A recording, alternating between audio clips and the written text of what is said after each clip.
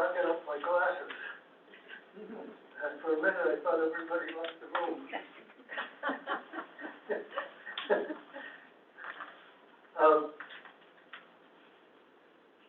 The call of the meeting, a public hearing on revisions to the city charter will be held on Thursday, July 23rd at 6 p.m. in the auditorium at Shelton City Hall. Any person wishing to attend and speak shall sign up with the clerk at the beginning of the meeting. Their names will be called in the order that they are received. And I believe the sign-up sheet is on the podium, is that correct? Oh, it's back to the back, okay. Comments from the public will also be taken via email at boardofaldermanclerk@cityofshelton.org and should be received by the date and time of the public hearing. These comments will not be read at the meeting, but will be added into the minutes and become part of the public record. Each member of the public wishing to speak will have 5 minutes to do so. Please plan accordingly. Statements in excess of 5 minutes should be submitted to the clerk before or at the time of the meeting. I'd like to welcome everyone. This is the most important 10-year event in our city history. And as our clerk calls your name, please come to the table up here in front of the podium, sit down and use the portable microphone, and let us hear what you've got on your mind. Would you read the name? Joseph Napick.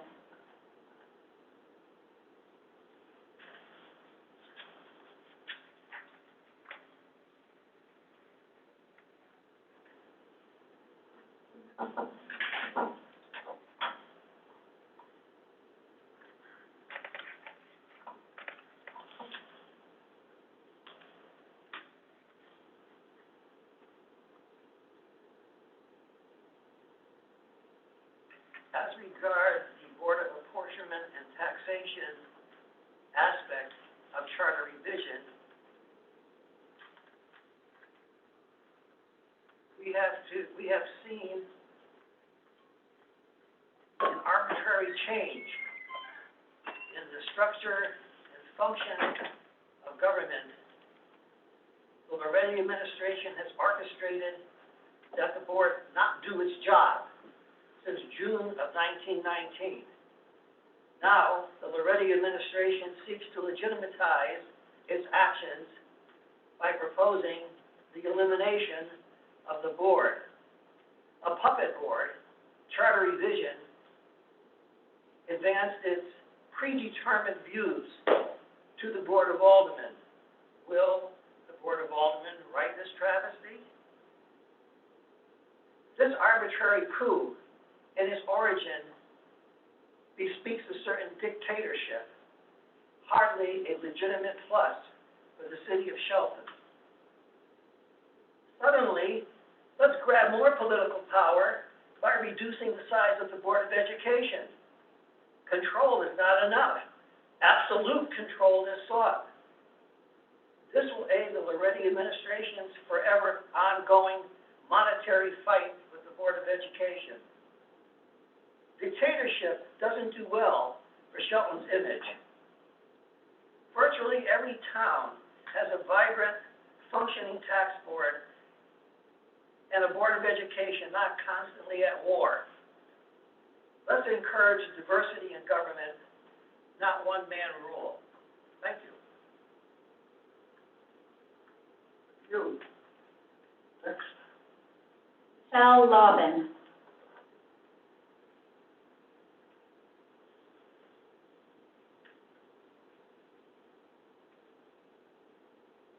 Good evening. Thank you for taking my comments. Can you hear me? Yes.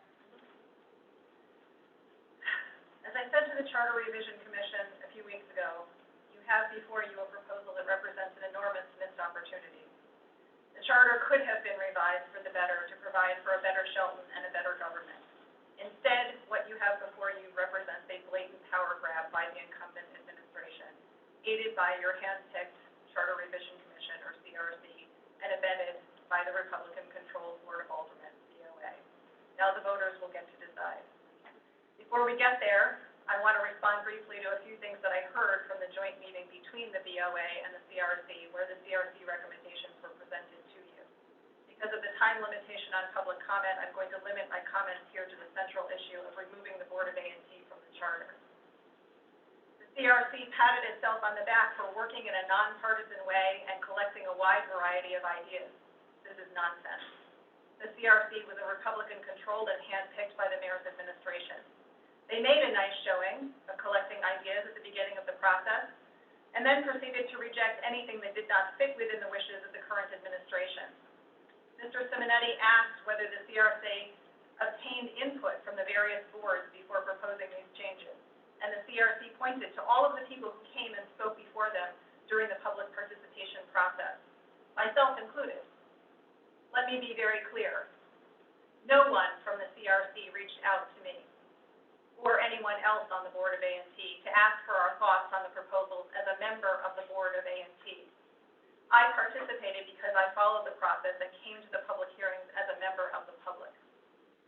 Time after time, last week, I heard the CRC refer to wanting to promote checks and balances, but they did the exact opposite. The phrase checks and balances speaks to the powers of different branches of government to hold one another in check. It was repeatedly conflated with voter accountability, which is the power of the voters to vote someone out who does not represent the public well. We were told that because the Board of A&T is appointed by nominations coming from the DTC and the RTC, and the people nominated are usually voted into office by virtue of their nomination, that makes the Board of A&T invalid as a check and balance. This is more nonsense. First of all, this overlooks the fact that the Board of A&T is elected on the ballot, and that other candidates for the Board of A&T can run for it and compete with those nominated by the DTC and the RTC. If you want more voter choice, then nominate more candidates and encourage more people to run for office to make it competitive. Instead, the CRC proposes to limit the number of candidates for any city board who can run from any political party to the number of seats that can be controlled by that party, so that the administration's choice candidates from the RTC don't even have to put up a fight against independent-minded Republicans and independents who want to run for the same seats. Secondly, whether the Board of A&T is elected or appointed in your mind doesn't have any bearing on the importance of its function in the role of checks and balances. In the federal government, as in Connecticut, the three branches of government are the legislative, judiciary, and executive branches. Two of the three branches, the legislative and the executive, are elected. The third, the judiciary, is appointed. Judges are nominated by the executive branch and confirmed by the legislative branch. Just because the judicial branch is appointed does not make it invalid as a branch of government. It performs its role as a check and balance on the other two branches of government, and by virtue of being appointed, is actually considered to be above the political fray and less subject to political pressure.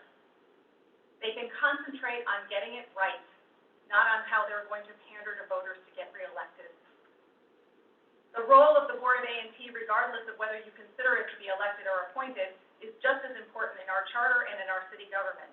However, until last year, it was treated as unimportant and superfluous. What happened last year? For the first time in a long time, the Board of A&T, by a narrow one-vote majority, voted to adopt a budget that was different from the one proposed by the mayor. We actually did operate in a bipartisan fashion. We took the process seriously. We asked a lot of questions of the department heads who actually did show up to the hearings, which isn't all of them. We debated the budget, we worked hard, and we came up with a compromise that provided more funding to education than the mayor had proposed, and less funding to some of the other departments that are repeatedly overfunding year after year. Despite the fact that the mayor had enough votes on the Board of Aldermen to make sure that our proposed budget was overturned, according to the process laid out in the current charter, that apparently was not enough. When the time came to review the charter, he spoke in public and demanded that the CRC eliminate the Board of A&T from the charter, and they complied.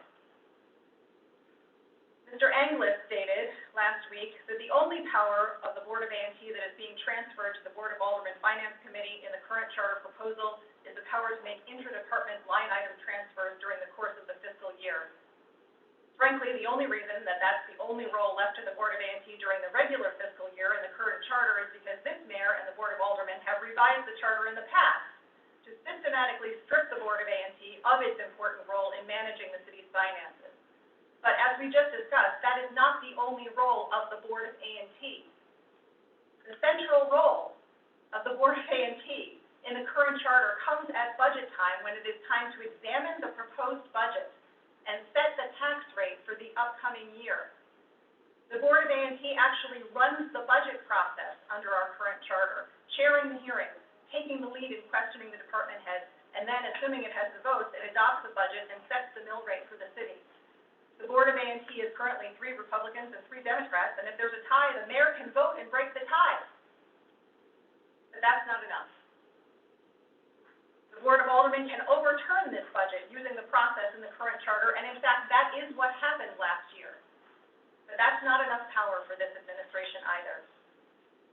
I submit that the Board of A&T's role is extremely important in the process, and if it is not going to be improved through the current charter, at the very least, it should not be eliminated. Mr. Anglus also stated that even though the Board of A&T is eliminated, the recommendation of the Board of A&T can still be submitted through the Board of Aldermen through the public hearing process. Don't believe it. The only reason that the Board of A&T has access to the budget runs and the backup documentation is because we are members of the Board of A&T. The public never receives the backup documentation, and they can't ask questions of the department representatives during the budget hearing. We do it now because that's what we are elected to do. We represent the public in this process. I want the public to know that if this proposal is adopted, your voice in the budget process will be greatly diminished, if not eliminated altogether. The Charter Revision Commission had a choice, which they discussed in their comments last week. They were either going to eliminate the Board of A&T or make it into a true Board of Finance with all the powers that Board of Finance should have. But the administration is seeking to consolidate power. And so the proposal you have before you is not to create a Board of Finance, but to eliminate the Board of A&T. What you will have going forward if this proposal is adopted is exactly what happened with the budget process this year. Deals are made behind closed doors. There's no meaningful public participation in the process. No one will know what's happening with their tax dollars until it's too late. The surplus disappears. And now, the Board of Aldermen says that they need a charter revision to be able to borrow more money because they need to fill a budget deficit in spending, and they don't want to raise taxes. In my view, that's not an improvement in the process.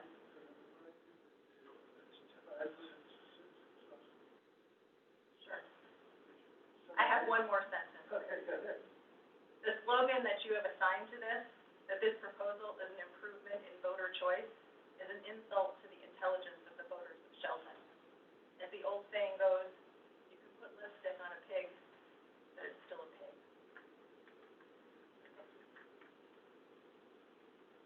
James Orizzetti.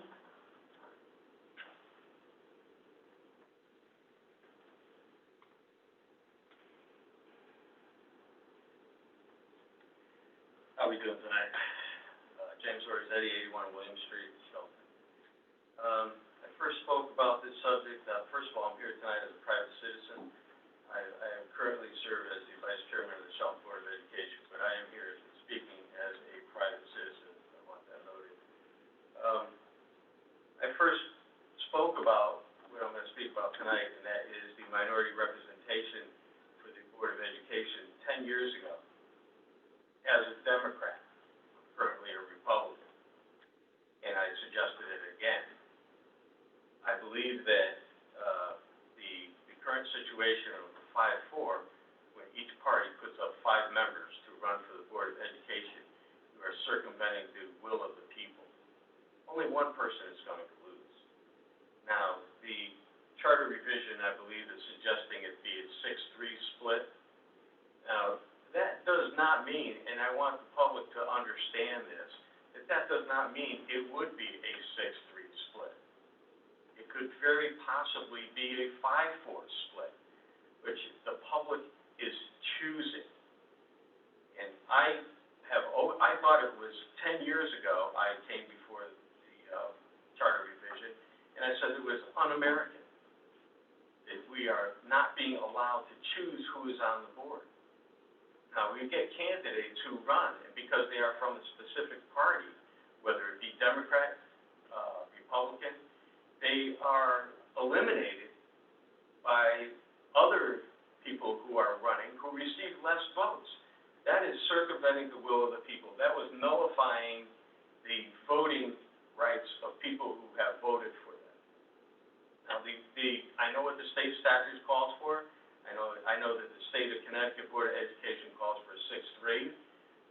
in my interpretation of a minority representation would be one. And what I mean by that is, everybody should work for their position. Everybody should be qualified. Everybody should be voted for.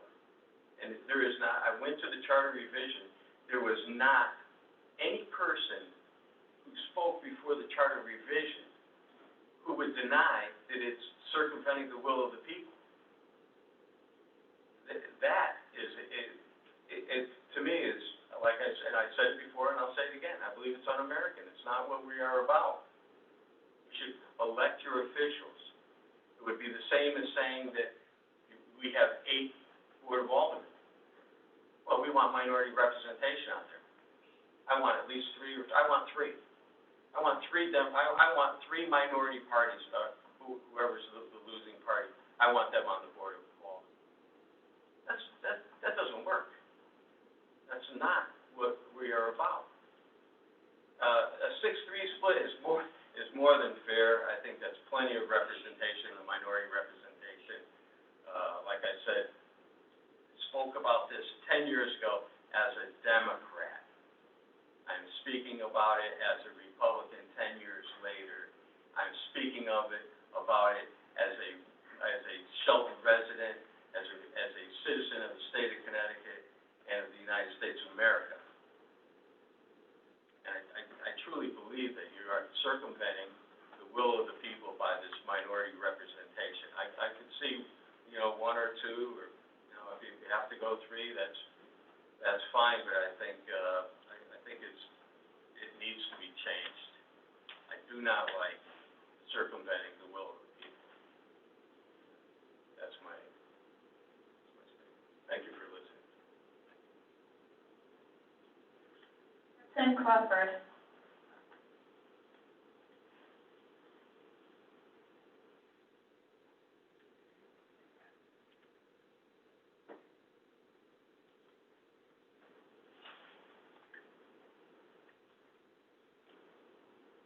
Justin Crawford, 8 Jordan Avenue, Shelton, Connecticut. Changes to the new charter revision. Of course, the one thing that hit me the first time I was reading this is the Board of A&T should be expanded from 6 members to 7, as the Charter Revision Commission already put in to P&Z.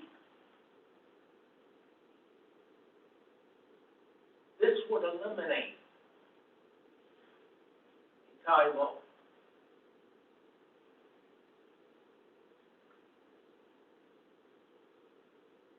Two, why was the bidding number changed from 7,500 to 25,000? Was this passed by the purchasing agent?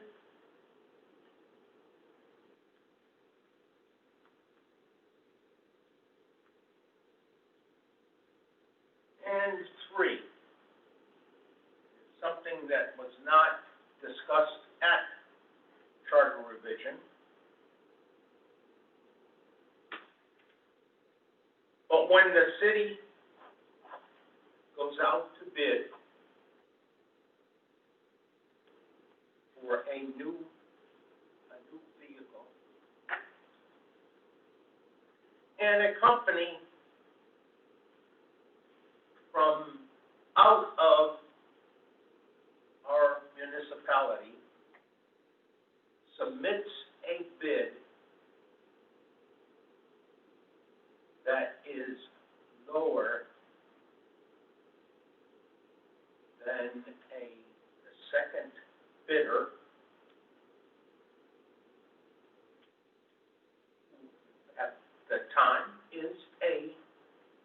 merchant here in Shelton, paying taxes to the city of Shelton. It would be up to the Board of Aldermen that I would like to see put into effect that any instance such as this, that a certain percentage, which the Board of Aldermen would have to come up with,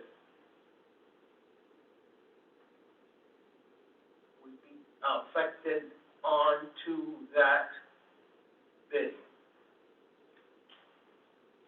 If you go to the purchasing agent right now, he's gonna tell you, oh, no, I've heard this for the last 10 years. Thank you.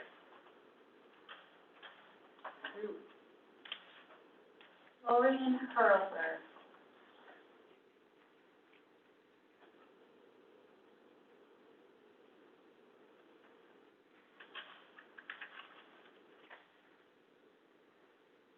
Florian Hurlbert, 10 Overlook Terrace.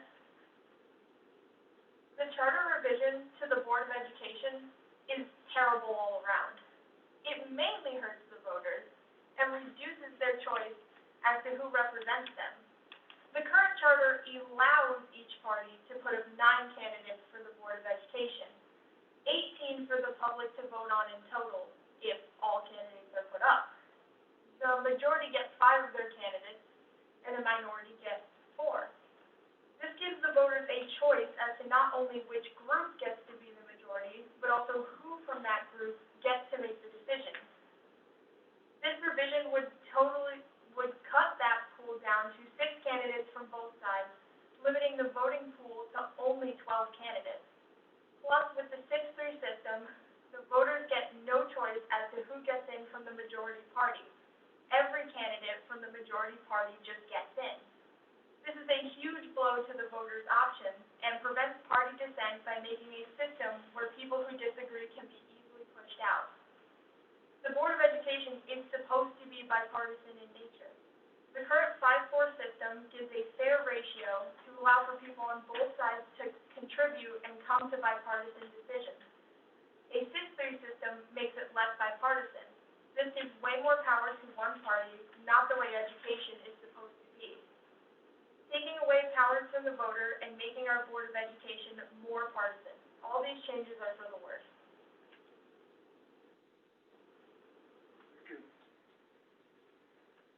Mary Pavlicek.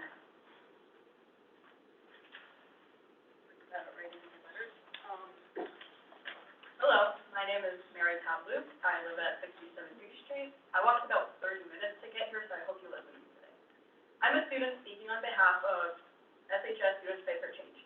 I'm here today to ask you to please vote against the charter revision that will allow a 6-3 split on the Board of Education.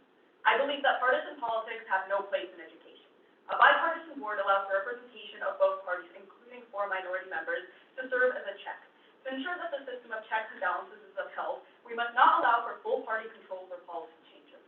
3 members of the minority party is not enough to serve as a check. There is no room to represent the interests of parents and students who may have an opposing point of view. It is a proposal that in itself sets a precedent for careless partisan decision-making. Decisions about education should not be a partisan charade, but rather a bipartisan effort to do what's best for all students, parents, and teachers. A 6-3 board will only encourage the majority of members to work together and shut out the remaining 3 members of the board, as their votes to pass policy changes will no longer be needed. Again, this sets a dangerous precedent. As a current student in the school system, I unequivocally reject such a change. Please reconsider before you pass this charter as is. It is bad for education and thus bad for the entire city of Shelton. Thank you. Patrick Burden.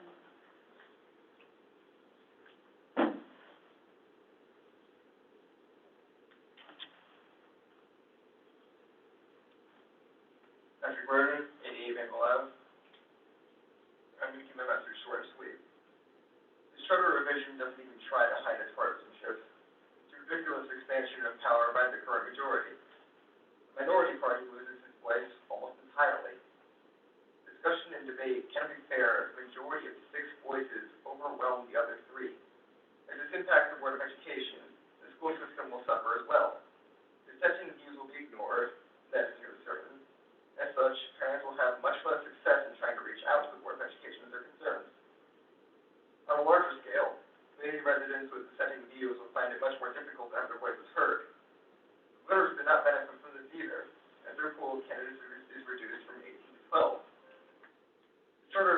goes against our values of democracy as a whole. And unfortunately, I can't help but feel that it's quite intentional. Would you support this charter revision remain if the current minority parties became a majority, thereby gaining access to this expansion of power? Or is that when this decision will finally appear as unjust and unfair? Thank you.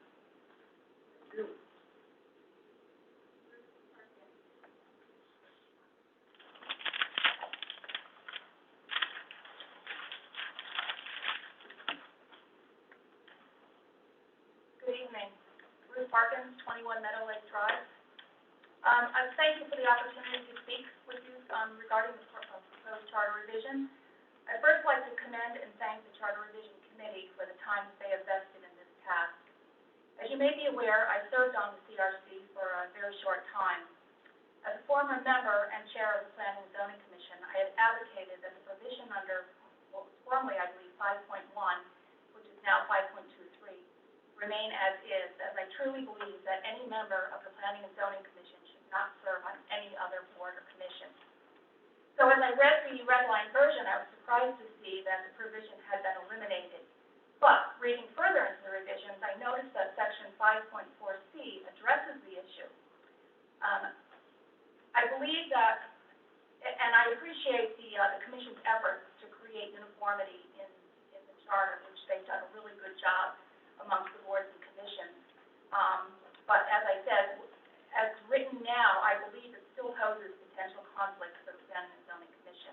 The Commission is a very important board, as you are well aware. I think one of the first issue that it poses is that state statute prohibits any member of the ZBA, which is an appointed board, from serving on the Planning and Zoning. Number two, I think it presents a potential conflict with members of such appointed boards, such as the Conservation Commission or Inland Wetlands, which has their own area of specialty. And I would just ask that the deletion of this provision be revisited and reworded, or just that consideration be given to the Planning and Zoning Commission being a little bit different from other boards in terms of conflict with other members serving on it. So right now, as the Commission has worded, members shall hold, and this is just a general provision which goes across all boards, again, uniformity, which I appreciate, but it says members shall hold no more than one elected municipal office and one appointed municipal office, or two appointed offices within the city. So I think there's just a little ambiguity there, and I think it just should be clarified. Thank you for your time and consideration. Mark Holden.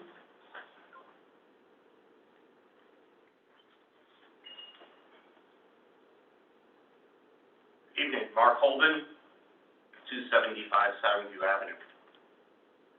When former Senator DiBasella handed the charter revision document to you, he claimed it would give more power to the voters. The truth is, the document before you systematically increases the power of the mayor while removing checks and balances and reduces voter choice for the Board of Education. If this proposal is passed, the mayor will decide who to hire for many more city positions. It greatly increases his power. He'll be able to choose the members of the Ethics Commission. And while the charter requires no more than 2 from one party, the appointment of the Charter Revision Commission shows that is easily bypassed. One of the unaffiliated members was a Republican the week before he was appointed, and nobody on the DTC knew the lone Democrat on the committee. The Board of Apportionment and Taxation will be eliminated. That board has been consistently weakened since Mayor Loretti took office. If they had the authority they used to have, perhaps we wouldn't have had an assistant finance director embezzle $1 million. A&T has conducted the budget interviews for many years. It was 6 extra sets of eyes to review budgeting proposals. Will Alderman continue the level of scrutiny that the Board of A&T provided? Common sense in our charter should call for using a different auditor on a periodic basis. If the same person is auditing our books year after year, they're apt to miss the same things year after year, as happened when we had the embezzlement problem. The charter revision doesn't address this problem. The proposed change to the Board of Education will reduce the number of people who can run with party endorsement. In 6 elections from 2009 to 2019, we had an average of 12 and a half candidates on the ballot for 9 seats. Both parties have usually run more people than they could elect under majority limitation. The proposed charter will reduce voter choice in the general election and increase the odds we'll need to hold primaries. I don't believe the library board provisions work. It calls for electing 7 members in 2021. However, several members have already been elected to terms that will not expire at that time. Under the proposed charter, all appointments are made by the mayor subject to BOA approval. But in Shelton, at the moment, the mayor demands the right to approve all Republican candidates for every office, including the alderman. I'm happy to see the inclusion of an IT committee. I encouraged Alderman Anglaise to revive this concept several years ago. But I'm concerned the committee as proposed is heavily skewed to city control. This isn't about budget. The BOE has a much greater need for technology, and in many instances, state or federal agencies determine what capabilities they need. Yet the charter proposal calls for them to nominate only 1/3 of the members. The document wasn't properly passed by the Charter Revision Commission, as they failed to meet FOI and executive order requirements by not posting the agenda in advance, not putting the meeting on the internet, or posting a copy of the document they would be voting on 24 hours in advance of the meeting. The unnoticed meeting was on July 8th. The document you're reviewing is dated the 10th. The only thing that's been transparent about this charter revision is the determination to put together a proposal maximizing the power of the mayor with as little public scrutiny as is possible. Last year, many of you worked to make sure I'd have more free time. Unless significant changes are made, I will be actively encouraging people to vote against this charter proposal. This proposed charter is not good for the future of our great city. Thank you. Tom Harbinson.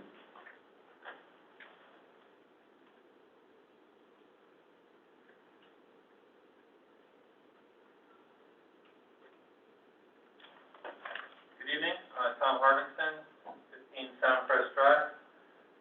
The newly added preamble troubles me because it implies that in the quote-unquote establishment of this charter, prior charters and citizens before did not share the values of liberty, equality, and representation. There is confusion in the tense of words, and the terms established and formed imply that this is a first run-through of these concepts and values, even though they were embraced by citizens prior who voted for previous charter adoption. I also am reminded that when my father immigrated to the United States, his first night was spent in Shelton with John Curtis, owner of Curtis Brothers Garage, and subsequently founder of the car dealership bearing his name. I was reading through an old pilot's logbook of my dad's, where he was documenting his flight hours to obtain his commercial pilot's license, flying from Island Airport in Shelton along the river to Monroe and Ansonia airports, Danbury, and beyond. My point is that he was not a citizen, only a resident of Shelton, laying down roots to work here, raise a family here, and then starting a business here at 93 Canal Street, where the Veterans Memorial Park now stands. He did eventually become a citizen, as did my mother, who worked as a nurse at Griffin Hospital and local convalescent homes for many years, prior to her raising her hand with an oath to be a citizen of the United States of America. They were simply residents for a long time, with their contributions to our community before they joined the melting pot. We must never forget that the formation and operation of our government, from the national level to the local, is for benefit of more than those who are just, quote-unquote, citizens. So with that said, I'd like to read my suggestion for a revision of the preamble. We, the people of Shelton, proud citizens of the state of Connecticut and the United States of America, since our founding in 1789 as the town of Huntington through today's city of Shelton, have always strived to provide a community where families can find prosperity and happiness that offers a high quality of life for all our residents. To that end, based firmly in our shared values of liberty, equality before the law, and representative government, we hereby adopt this charter of the city of Shelton. I emailed my notes to the Board of Alderman clerk in advance. Thank you. Virginia Harder.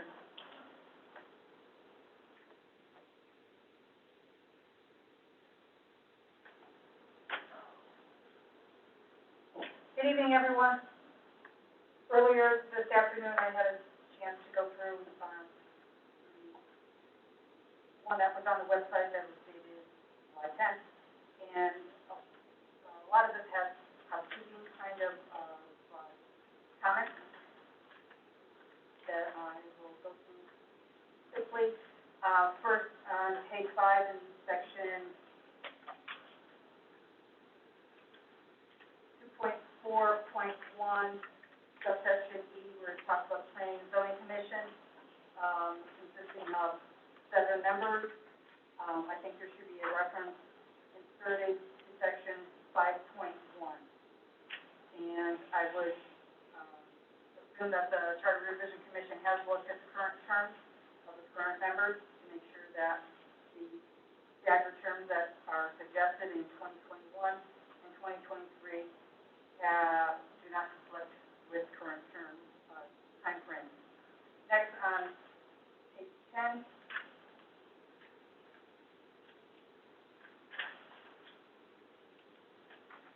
section 4.3.1, point 2, and point 3 all refer to the Board of Aldermen meetings, quorum, and actions and procedures. And I think that also similar language should be added to where we talked about how the Planning and Zoning Commission should run its meetings. Next, on page 17,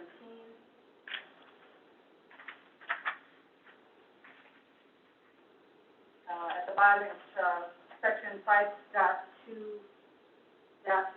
would be the new number for this section, and that's where I think section 4.3.1, 2, and 3, similar language should be inserted.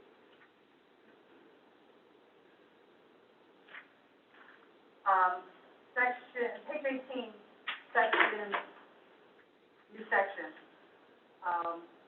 First sentence is fine, talking about when the commission would choose a person to be a chair, and the last sentence, those 2 sentences are fine, where the chair appoints all committees and the chairman should have other powers and duties consistent as with his or her office as may be conferred or imposed by the commission. But the middle portion of it came as quite a shock. This is all new language. And it states that within 30 days after the chairman is chosen, the chairman shall appoint a clerk of the commission, whose compensation the commission shall establish, who shall attend the meetings of the commission, take the minutes, and prepare and maintain the records of its proceedings. The issue I have with this is that this particular person would be on the city payroll, and I don't believe that the chair of Planning and Zoning Commission should be hiring people to serve as a clerk of the commission if compensation is being paid by the city. And I don't believe the commission as a whole should determine what the compensation should be. I think that should be in line with other people in that same kind of capacity that serve on other boards and commissions. I think that this is a language that should be part of section 6.10 for the administrator of the Planning and Zoning Office should oversee. And two more other things on page 33. That's section 6.10. That's where I believe the language should be added. That is the administrator's responsibility to choose the clerk, and also that person should fall under whatever compensation other boards and commissions should be. And of course, the administrator would be working with the personnel manager, director that we would have in Shelton, so that that position is posted or whatever. But I don't believe it should be the responsibility of the chairperson to do all that. And finally, on page 50,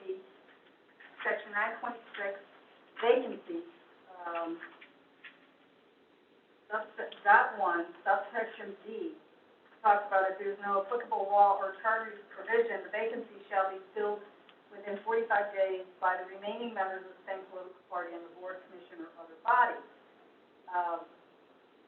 On planning and zoning commission, we have alternates. I don't think the language is clear as to whether or not the alternate Republican member or the alternate Democrat member should be part of that voting block, if that ever has to occur. But otherwise, those are my comments, and I know how difficult it must have been to go through this, and it's very time consuming, and I just thank everybody on the Charter Revision Commission for their efforts to bring this document up to date before the meeting. Thank you.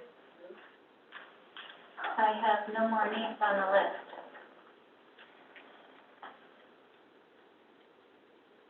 Anybody else? No one else signed up? And maybe if there's somebody came in while it was going on, would like to sign up, would like to speak.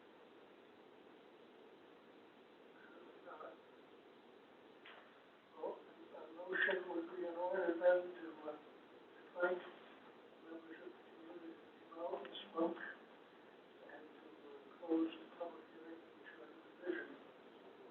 Second. Seconded? Discussion? All in favor? Aye. Opposed? So ordered unanimously. Thank you very much, everyone, for coming out and being part of the process. We appreciate it. And Jeannie, 6:45. are you gonna share your comments in, like, type them in? Those were all. I can hear you. I can do summary. I don't have. Give me a summary.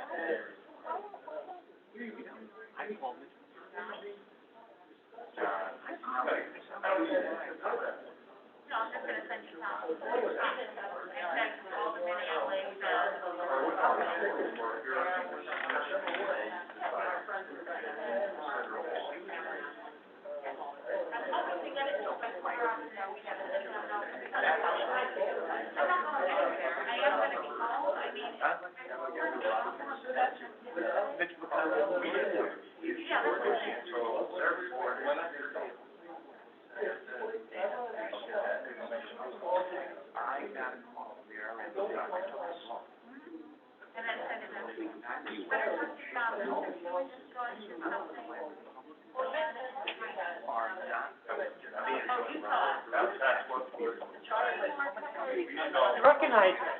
I do recognize you. That's who you are. Yeah, I don't like her. Chris. Yeah.